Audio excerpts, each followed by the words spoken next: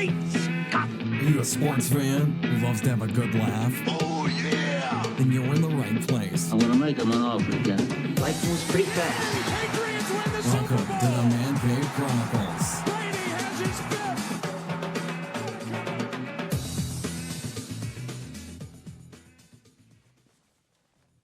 The Ducks? We're the Ducks? Man, what brain dead jerk came up with that name? As a matter of fact, I did. But I didn't have a choice. We're being sponsored. By who, Donald and Daisy? Hey, you don't want to be ducks? You'd rather be District 5, some stupid number? Better than some stupid animal. I'll have you know, Peter, that the duck is one of the most noble, agile, and intelligent creatures of the animal kingdom. But they're wimpy. They don't even have teeth. Neither do hockey players.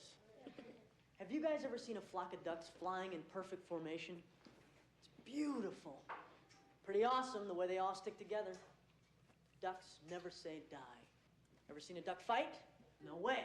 Why? Because the other animals are afraid. They know that if they mess with one duck, they got to deal with the whole flock.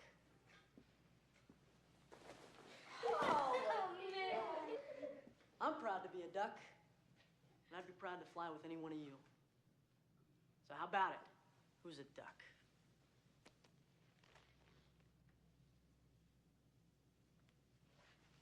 I'll be duck. Yeah, me too.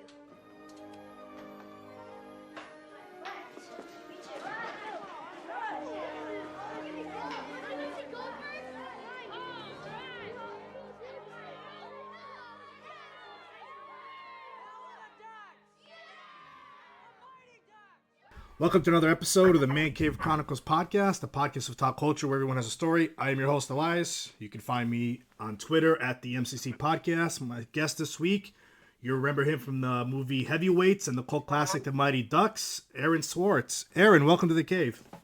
What's up? Thanks for having me. Oh, what's going on with you? Nothing, man. Doing good. Enjoying this beautiful California heat that I've been having for the past couple of days. Yeah. What have you been up to these days? Anything exciting? Still acting, still knocking away at the acting. I just finished filming. I'm still filming another scene tomorrow with another child actor, Thomas Ian Nicholas, doing a movie called Advent that he's co-producing, and he's got Penelope Ann Miller's in it, Sean Astin's in it, a whole bunch of Jesse Garcia plays another detective. I play a detective, so it's a fun little role that I got to hang out with Thomas and Nicholas for a little bit. So Yeah. I've just been doing that. Oh, awesome. Yeah, man, just staying busy. It also played like a badass, like kind of like a pimp character in a film called Pony Boy, which is produced by Emma Thompson and Stephen Fry, so I'm psyched about that too. Yeah, doing some interesting stuff. Yeah. So let's get a little background info on you. Where are you originally from? Born and raised in New York City, Upper West Side in New York City. Before it was the Shishi Upper West Side that it is now. Yeah. So you started acting, young. You were probably what, 6, 7 years old? I was 6 years old. I saw my brother in a play when I was around 5 or 6, and immediately was like, I told my mom, I was like, I want to do this. Like, she was like, whatever you want to do, and I literally did it all, not on my own. I mean, she definitely helped, but I would like see actors in the streets, and I would go up to them and ask them how to become a movie star. And, I had like Michael Keaton write out a list for me. Oh, really? I saw him in the street when I was like 6 or 7, doing One Good Cop. Asked him to like, how do I become a movie star? He's a little 6-year-old, and so he literally took the time out, and him and Anthony LaPaglia took the time out and wrote out a whole list for me. Wow, it was pretty awesome. That was nice of him to doing something like that. To stop and just talk to you. It was so cool, and it helped. By the time I was 9, I was I did all the groundwork that they told me to do, and I went through all the boots that I had to do. And by the time I was 9, I got an agent, and by the time I was 10, started going on auditions like for professional auditions, which is, hard for people to get at any time. And I was a 9-year-old getting professional auditions. And by 10, I went in for the Ducks and booked the Ducks. Yeah. And you were like 10 years old around that time for Mighty Ducks, correct? I was, yeah. That was the Pete and Pete was the first thing that I did. I did that, like I did one episode of that, and then I booked the Ducks, and I was like from then on it kept on going. Yeah. I had some serious drive as a little kid. Yeah, that's a good thing. Before we start talking about the Mighty Ducks, like as a kid, what were you into? Was it just acting, or were you into other things too? That's interesting. I once I loved this. I started acting. I was in kindergarten, and I remember there was this kid that used to come to class named Richie, who, funny name, his name was Richie because he was singing La Bamba all the time for Richie Valens.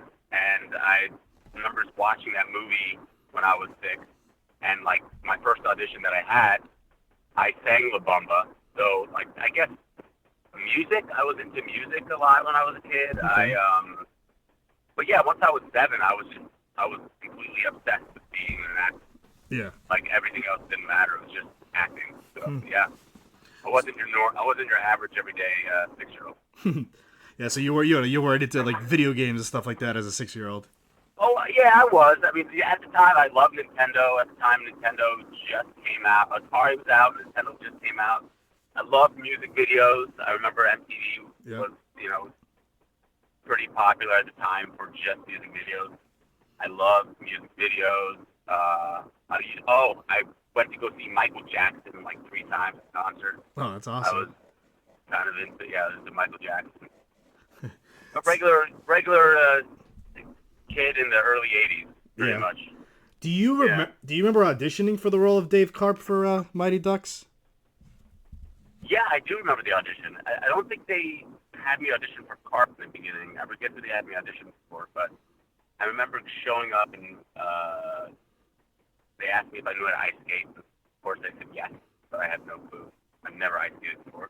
And yeah, they just gave me a couple lines, and I walked in. It really like happened very quickly. I had the audition, found out about it like the day before, went into this big office building that had tons of kids. It seemed like an open call, but it wasn't. But I went in there with tons of kids, and I remember just getting a call back and another call back and another call back, and like 4 callbacks later, I get a phone call from one of the producers saying that I'm going to be one of the Ducks.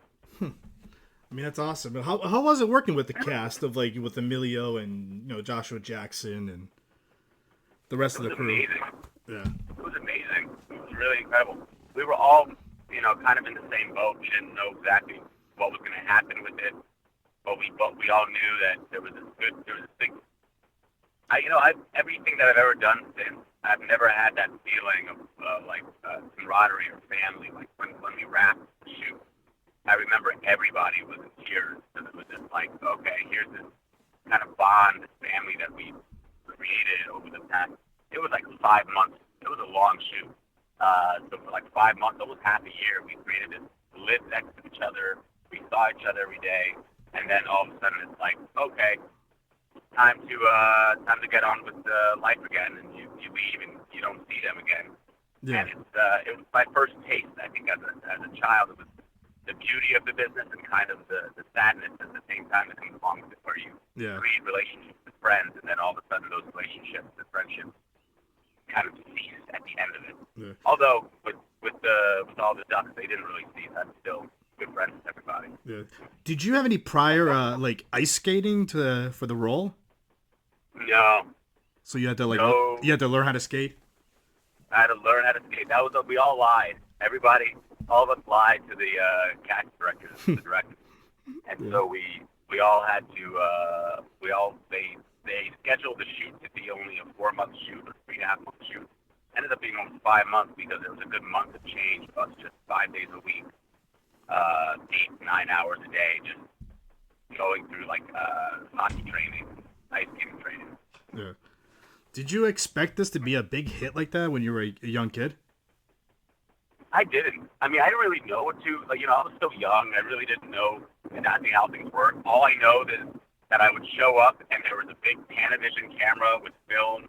The sound of, like, you don't even hear that anymore because it's all digital, but the sound of the camera, the big Panavision camera running, I thought to myself, oh, I'm in Hollywood, So, like, at the time, I was just so happy to be where I was that I didn't really think about what was going to be or what was going to happen. But, you never really know in any film unless it's, like a big, huge ball. You never really know how it's going to turn out. But we knew we had something a couple months in with just the camaraderie of all of us. We knew we had something big there. Do you have any idea why you were left out in D2? Like, what was the direction that they wanted to take with D2? Yeah, actually, it's a funny story. The reason I was left out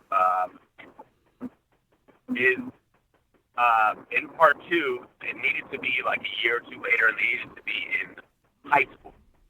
Okay.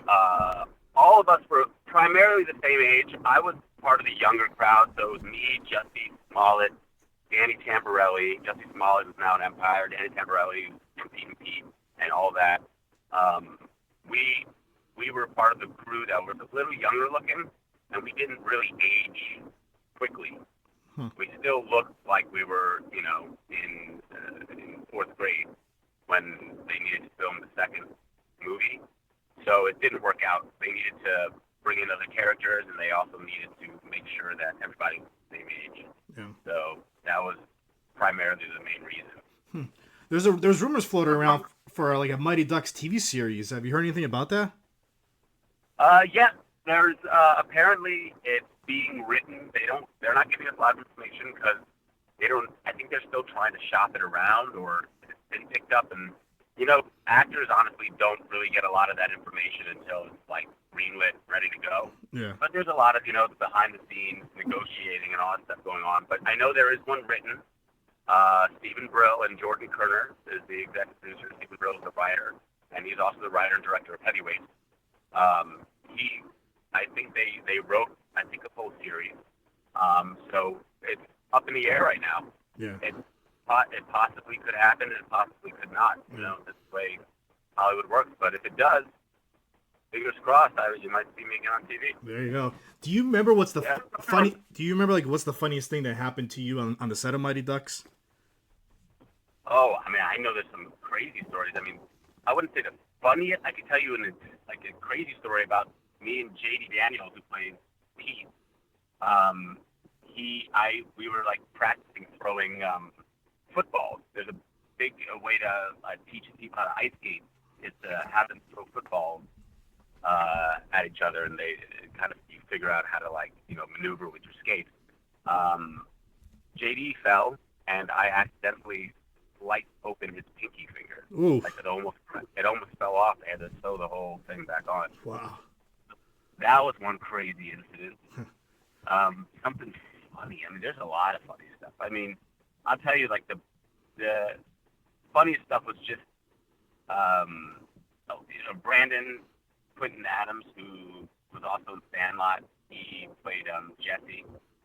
He was a prankster, big-time prankster. And him and Emilio used to prank a lot of people. So there were a lot of pranks going on. But, yeah, it was, just regular shenanigans on set. Yeah. Nothing crazy. So after Mighty Ducks, you were casted in Heavyweights, and that was another hit for, kids our age back then. Tell us about the audition of that. Oh, yeah, that was interesting. Steve Brill, and that was Judd Apatow's first film. Steve Brill and Judd Apatow decided to join forces and co-write a film about a fat camp. And it came together pretty nicely. Ben Stiller got signed on, and they were looking for some hefty kids to join the cast. And I originally auditioned for Josh, which was Sean Weiss, who played the goalie, and with Doc Goldberg. He played Josh in it, but I originally auditioned for that role. And it ended up happening. We just auditioned a bunch, went in a couple times. We went straight to Judd and Steve because they knew us from the Ducks, so we didn't have to do any of the pre-auditions. But after a couple of auditions, we did a screen test in LA, and they figured out all the characters, and it was fun. Like right then, I knew if I did book it, it was going to be a blast, and Yeah. it was. I had a great time, and luckily got to land the role of the lead character. Yeah. Do you feel like you were targeted because back then when you were a little kid, you were on the chunky side? There was definitely some, I definitely had a little bit of a complex. When I was in school, I definitely got a little bit of, I made fun of a little bit, but I also went to a school that was for actors, and there were a bunch of actors there, so literally it wasn't the same as going to a regular school. I was surrounded by other people in the industry, and they didn't really bother me that much. Yeah. Plus, actually, after booking Heavyweight, it kind of helped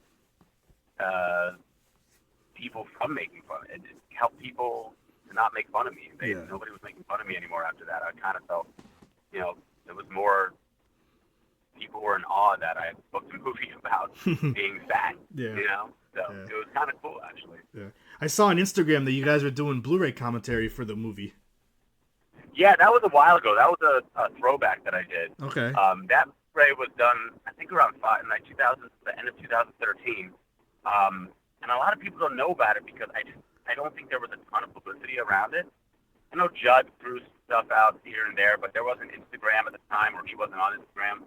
But yeah, there's a big Blu-ray. It had me, Shaun White, who was the goalie, and Josh. It had Tom Hodges, who played Lard, Steve Brill, the writer, Judd Apatow, and we all sat around and just talked about everything, and it was amazing. I mean, Judd kind of led the whole thing. He was definitely the director of the whole the commentary, but it was really interesting to hear certain things that I never knew. Like there's like things like who was originally going to play Pat, the counselor. Other people, like how Peter Berg and Paul Feig got involved, how Alan Covert, who was also there, who's now part of Happy Madison production, how he got involved, and he originally was an assistant for Judd, and they ended up writing him a role. Like there's all these like really cool tidbits on the Blu-ray. So I think anybody who's a huge fan of Heavyweight should definitely grab the Blu-ray and listen to the commentary. A lot of cool information. So after that, you took a little break in acting. What made you decide to take a break, and how did you get back into it? I think I worked a lot when I was, from the time I was a little kid until I was about 15, 16, I was working a lot. And I think I got to the point where I just kind of wanted to take a little bit of a break. I didn't know exactly how to do it, so I kind of just got up and walked away from it. My brother was in Israel at the time. He decided to go out to Israel to learn out there, and I went to go visit him and ended up staying in Israel for a couple of years. Came back and thought maybe acting wasn't the route I wanted to take, so I got into real estate and marketing for a while. Did that for a couple of years, made some good money, but ultimately just didn't feel fulfilled, and ended up getting back into the business when I was 26. So I saw that in your 20s you did get you had a role on Gossip Girl. Was that like a big change for you to get something like that after you came back into acting? Yeah, it was, when I was 25, I remember I was like, maybe I want to get back into this business. And I remember like taking a class and like starting to go on a couple of auditions. And I was so rusty. And there was so much like fear and anxiety. And I realized, oh man, I've been out of this so long. I didn't feel comfortable. So it took me a little while. It took me about a year to really get like the hang of it again. And when I booked Gossip Girl, it was definitely a big change in the game for me. I was able to get more experience, more set experience. And, I did about 16 episodes in Gossip Girl. So that really got me, I was surrounded by professionals, and it was just a well-oiled machine that really was kind of like a crash course in acting once again, and it got me right back into it. Yeah. Do people recognize you in the streets from the movies of Mighty Ducks and Heavyweights? It's funny. Some from Gossip Girl I've been getting a lot from Gossip Girl because I was older at the time. But most recently, I have been getting recognized from Heavyweights and the Ducks, and primarily through social media. I think it's just because I've made myself have a little bit of social media presence. I think people are starting to recognize me as the kid from heavyweight. Yeah. So I'll get it once in a while, somebody coming up to me and being like, "Aren't you the kid from heavyweight?" Yeah. Which is wild because I wouldn't expect them to recognize me. But yeah, most recently I've had a little bit of that. Yeah. How did you? What did you do to lose the weight and getting into shape? I liked girls when I was 16, so I wanted to, I wanted to go out on more dates, I think. Yeah. That was definitely a big inspiration. Also, when I was young, when I was about 7, I wasn't very heavy. When I was about 9, I started getting heavy, and I think throughout a couple of years, I really got nice and chunky, and I just didn't. I don't know. I've always kind of been into health, and I just realized, I was raised a vegetarian. My mom was kind of a health food nut. My dad owned health food stores, so I always was aware of the fact that I wasn't feeling great, didn't look great, and it was just a matter of time that I was like, I need to. It was more about health than let me get rid of my belly. Yeah. But then I hit 16, 17, and I started getting vain and wanting to look like everybody else's six-pack, so I started putting the work in. Yeah. So these days you've been busy, with acting and everything. How do you try to improve your acting skills every day? Do you still take classes or? Yeah, I did take classes. I'm realizing now one thing that really helps me is improv. Okay. And even though I'm not in an improv class, I did start a podcast with a friend called The Gay Straight Debate. The podcast, as you know, podcast, when you have to interview people, when you have to come up with content, when you have to, kind of throw things out there on the fly. Surprisingly, that really does help acting. I've gone to auditions right after I've done a podcast, and it really keeps your brain firing those synapses in a different way that really helps acting. So I think a lot of the acting just comes along with experience and understanding the technique and audition technique, but then a lot of it is keeping your brain fresh and ready to go. And I think doing the podcast really helped me. Yeah. Do you enjoy doing the podcast? I loved it. It's actually very hard, getting guests. Yeah. It's a lot of groundwork that I didn't think was going to be. So I definitely admire anybody who has a podcast and makes it work, because it's a lot of work that goes into it. You got to edit the podcast. You have to edit the podcast afterwards. Think of ideas, think of subjects, bring up people, and the podcast I have, it's called The Gay Straight Debate. My friend is gay and I'm straight, and it has nothing to do with sexual preference, really. It really has to do with just our views on topics coming from a straight man and a gay man. And it's really difficult to create relative, interesting, entertaining topics on a constant basis. So it's a challenge, but I enjoy it. I do.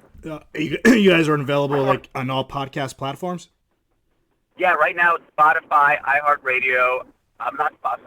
iHeartRadio, Spreaker, and I think it's about to be on Spotify as well. Okay. But we took a 2-week hiatus.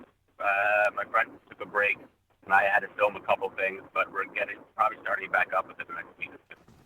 And we've had some cool guests. We've had Jonathan and Blake Nicky from Jerry Maguire. We've had Paul Walter Hauser from I, Tanya. We've had some interesting music guests. We have a live YouTube channel that shows some of the music guests. That's awesome. Yeah, so it's a fun, cool podcast. Yeah. So, what are some of your future projects that you're? I know you mentioned a few things at the beginning of the podcast with Thomas and Nicholas. Do you have any other projects you're working on? Yeah. So the other one is Pony Boy, which is it's a short film, but we got Emma Thompson executive producing that one. So that looks like it might be turned into a full feature, which is going to be fun. And other than that, just auditioning away. Yeah. And trying to stay busy. There you go. And enjoy life.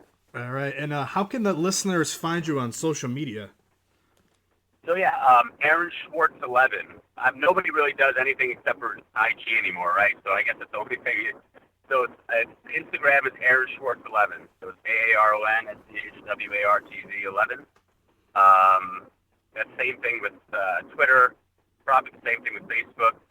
And you can also find Gay Straight Debate, GAYSTR8DEBATE that's also on Instagram. You can find that whole Instagram site there and listen to some of those podcasts. All right, I want to thank you for coming on. This was a blast talking about the old movies and your career and everything, and just keep on hustling. You got it, man. You too. All right, Thanks have a good a lot one. for having me.